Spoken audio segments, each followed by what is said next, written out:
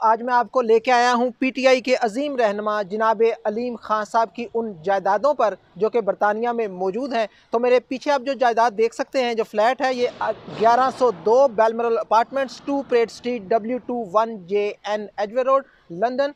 तो अलीम खान साहब का दूसरा हलाल फ्लैट, दुनिया का महंगा तरीन इलाका, मेरे पीछे 305 वेस्ट एंड क्वे, W21JB। आपने एक नाम सुना होगा, नैब, NAB, जो कि अब नून अकाउंटेबिलिटी ब्यूरो बन चुका है। तो आज की वीडियो बनाने का मकसद सिर्फ उनका ध्यान पाना है कि जनाब हैं और भी केस दुनिया में नून के सिवा।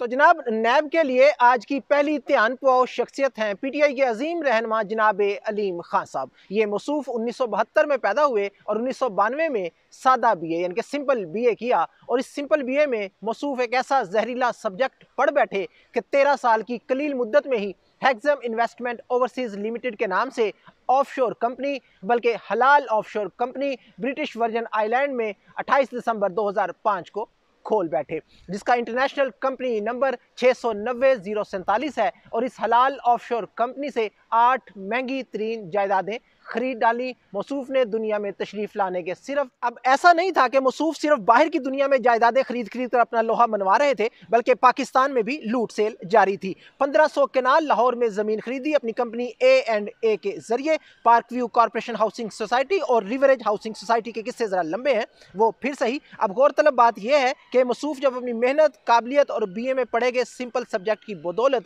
सारी दुनिया खरीदने के मिशन पर निकले हुए थे, पाकिस्तान में वो सूबाई वजीर बराए इंफॉर्मेशन टेक्नोलॉजी भी थे, यानी कि 2003 से 2007। लेकिन लगता ऐसा है कि जैसे मौसूफ ने अपनी वजारत की सारी टेक्नोलॉजी सिर्फ ये इंफॉर्मेशन इकट्ठी करने पे लगा दी कि जायदादा कितों कितों खरीदनी आने।